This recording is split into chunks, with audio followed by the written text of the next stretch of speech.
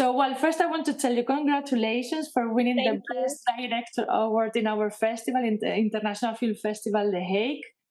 I must say that we had more than 500 films competing. Wow.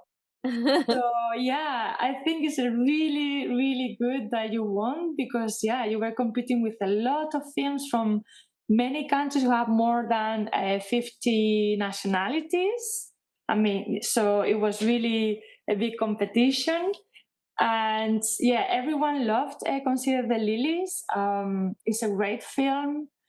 And yeah, everyone thought it was very original, Hmm. and yeah, and it was very well made. That's why very well directed. I want you to tell me, sorry, a little bit about the film, how the idea came to you, and how the process went. It came first, I live in Brooklyn, New York, Mm-hmm. and it came the film from my experience also of being here, and I had an image of a woman, possibly kind of homeless or like on the edge, sleeping in a beautiful apartment. Mm-hmm. And so from that image, I built the story. I start to talk with the actor's producer, Tori Ernst, and we start to talk, and little by little, this story came alive. And also was important the collaboration of the writer Frank Pugliese. Is like another inspiration for the film is the singer Connie Converse, that Mm-hmm. was a singer in the 60s that she disappeared. And Oh, I imagine her coming back and rethinking about her past, uh-huh. reliving her life. So there are many input, and after it came Consider the Lily, that actually the title is inspired by a song that you hear in the film that is by Connie Converse, this singer Oh, from the 60s that lived in New York, but after he went away and truly disappeared.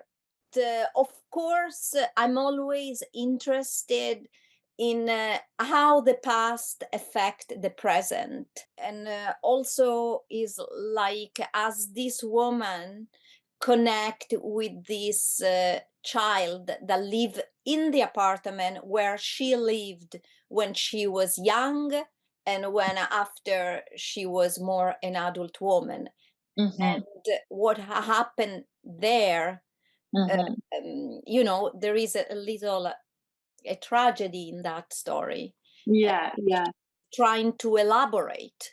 And Mm-hmm. in kind of way, with the meeting of this girl, she's during the night, she is trying to recover from that, what happened to her and Yeah, yeah. her child. It's kind of, it's like there is for me everything is clear, but I know that from people that see from the first time, there it keep mystery. Yeah, yeah, It's not everything is not unveiled. It's like, yeah. and but I like that too, that Me everybody too. can like see whatever they want to see, or we can study and talk, but Yeah, yeah. No, I like it is true because you leave a lot of room for interpretation, and I think that as spectators we can also interpret it in a different way. A little bit like 500 calories. Let's talk about 500 calories because I watched it yesterday and I loved it. I really loved it. I think it's a very good film. And what I find similar to Consider the Lily is that you are very good at portraying women in a very tense situations that make the viewer to be a bit tense. I was on edge, and yeah, I wanted to tell you this, and if you have some kind of yeah, why you like to portray women in tense situations? Is there something connected, or is there oh yeah, it's like first of all, I love to build tension in films because I want people like eager to watch it. something? Even if it's an art house film, is like I want people that get to connect to the material. So if tension mean to put the character in a weird and tense situation, I want to do that. Yeah. And but 500 calories, that is a film more kind of autobiographical. Okay. And as you see, is like there is always the intersection between past and present. Mm, So there is this girl woman going to revisit her teacher from her childhood, and she wanted to confront her. And I kind of imagine myself, because that is a kind of biographical story. mm. In a, Yeah, because you were a dancer. Yeah, yeah. I You. was a dancer at the beginning of my career, and the things that happen, that the girl tell, is the story of this dietitian that put her on this 500 calorie diet. And that unfortunately is what happened to me too. Mm, So and was very traumatic. mm, And so I imagine there was very simple, straight, the story. So I imagine myself after 20 years mm, going back, 20, 30 years, going back to my teacher that was the director of the school, mm, and tell her why you send me to this doctor, because mm. I was not the only one. She sent many, many students to this doctor that was Yeah. giving to all of them an appropriate diet.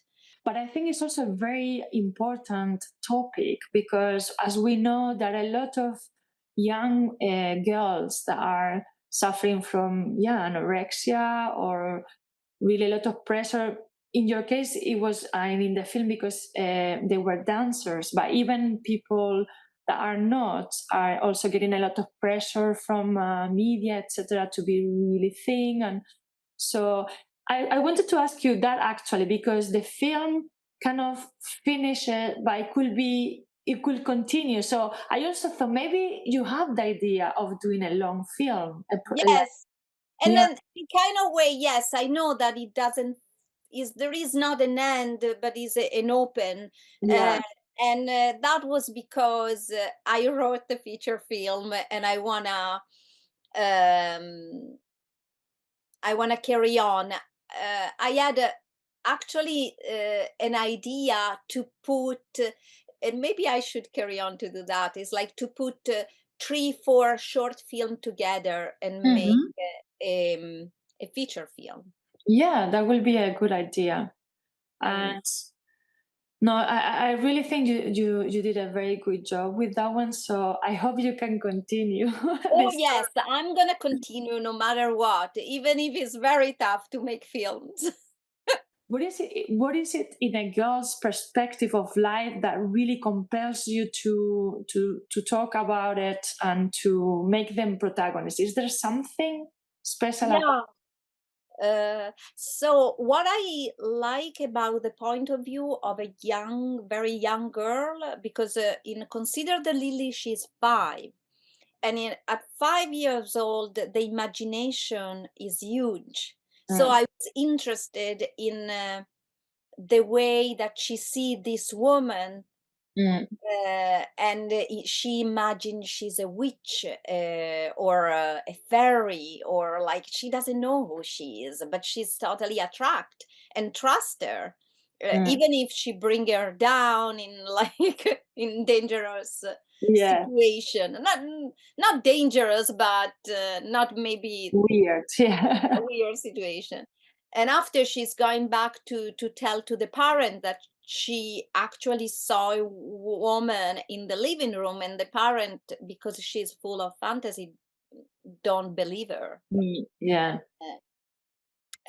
So she needed to be 5, because at that age, I don't know, I have a daughter now, is she's bigger, but it's like the imagination is huge. They live with the imagination. No, and the other film, So Be It, Mm. is uh, the point of view of a girl seeing a separation, like of her parent, and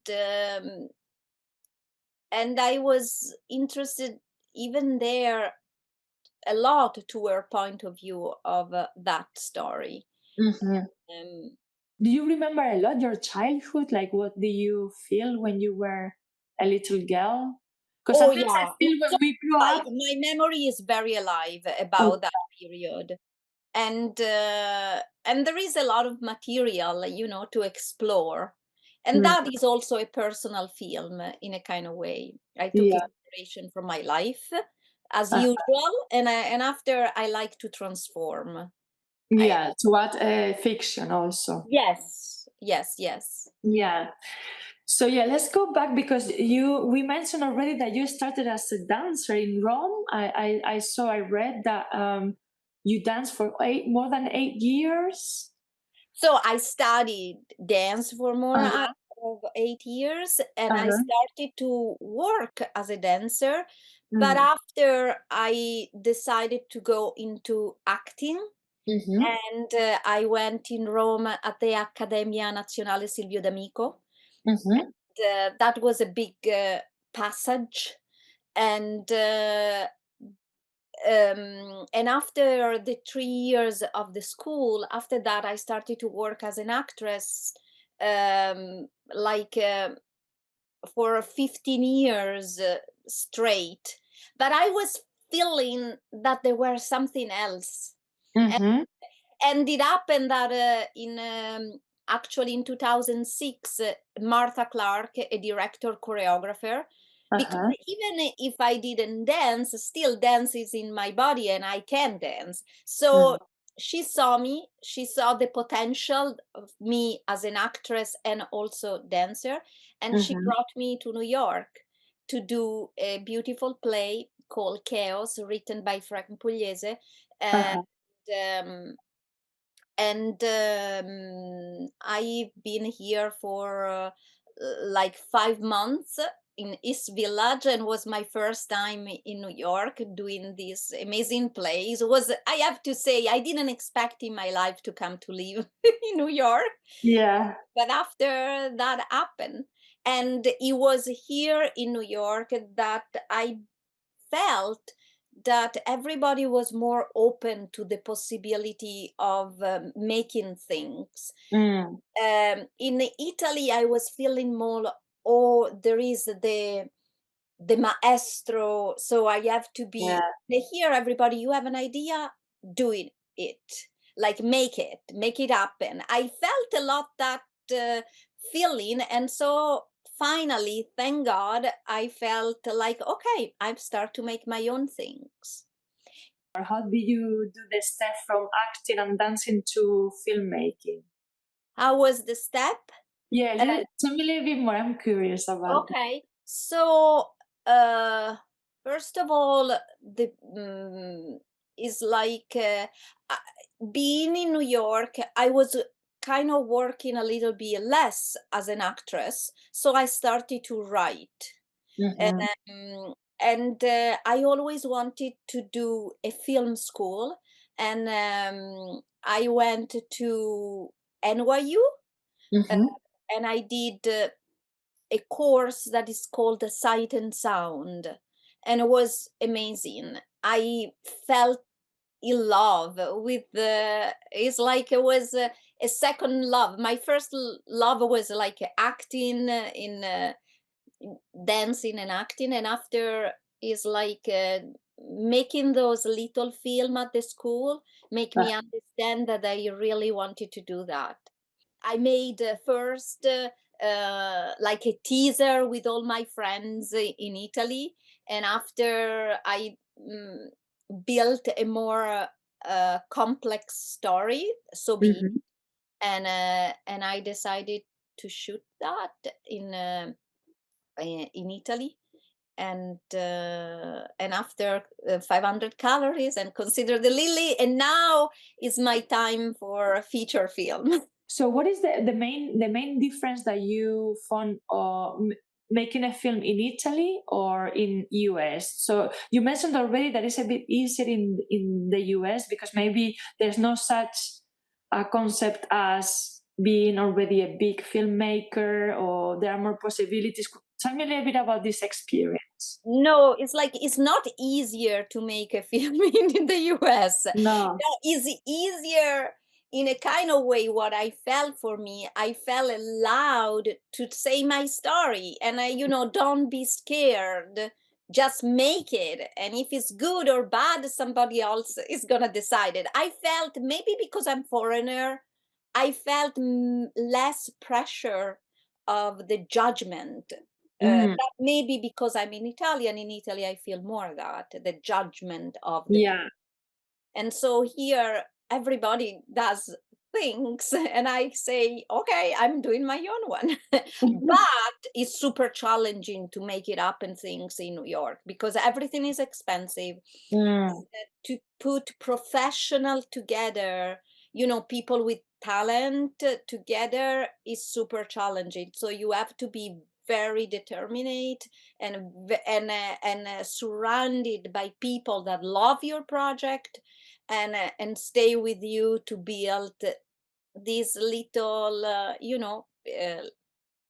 stories. Mm, piece and story. But mm. it's not easy. I found in Italy was more like I don't know. I felt that even if it was my first one, I it was more relaxed, the set. And how difficult? I mean, what is your experience on getting funding? Because I know that that's the trickiest, I will say, part of making a film. Because of course you need money. How Hmm. how would you say about this experience? What do you do to get funding? I would like you to say a little bit something about your experience to give some ideas to maybe people out there that really want to make a film and they don't know how to look for funding and how to find So support. in Europe is different than America. Mm, America is like, if you want to make your things, you need to ask for money. yeah, Just simply ask to everybody that you know, and yeah. of course apply to grant. Mm, Consider the Lily won a grant, and mhm, we had two big donation, and uh-huh, um, after I have to say that the post production I made in Italy with the mm. help of a producer. How do you see now the industry? Because there was a time that people were very, I would say, pessimistic about cinema because people didn't go to the cinemas and they said only the big productions were really showing in cinemas, etc. But I have the feeling, I don't know if it's the reality. You tell me that more and more people are interested in indie films because I think they tell a different stories, and maybe more distributors are interested in indie films, independent films. There are more and more festivals as well. What do you think about this? How the film industry is going? I can feel that there is a little bit more interest in indie film, art house film, because it's there that can come also new ideas and new sensibility. So, Christina, I was going to ask you what is next, but you are telling me, right? You are trying to do your feature film, but then it's going to be a continuation of 500 calories, or no? No, What this is is another film that? that Uh-huh. I'm building with the producer in Italy, Stella Savino, that she Mhm. has her own company, that Mia Film. And it's 2 years that we are working on that, but the script is 5 years that I'm working on the script. Wow. And the protagonist is, we already have a cast, and Mm. now, of course, we are looking for money. Yeah, yeah, yeah. We are waiting also to see if we won a grant, um, and so we are. Hopefully in a month or so we will know if we can. I cross my fingers. Yeah, I'm actually become religious. Become almost Oh religious. my God. Yeah. I hope so. And I hope that you are going to also participate again in our Oh festival. my God, yes, I want to be there. Also, Yeah. it's like I'm so sorry that I couldn't Oh, we be there, understand. but I live in New York. It's a Yeah. kind of far away, but I'm wanna apply to your festival for sure again with short Yeah. feature. Do you do also feature film or like? Yes. Yes, we do feature films as well. We have shorts. We have also different categories: documentary, of course, fiction. So we have several categories: short, feature. So yeah, you I can. love the way also that you support the festival and and all the artists that are being part of the festival. So Yeah, we love cinema and we want to help, of course, because we understand that not everyone has the opportunity to participate in. I mean, to have some kind of marketing, and we do a lot of marketing as well to help uh, yeah, filmmakers to get known and to get visibility. So that's what we try also with our yeah, festival. that is very special. Not every festival does that. So like I really appreciate it. Thank you so much for the interview and good luck. Thank you. I'll see you maybe here in The Hague or maybe in New York, who knows?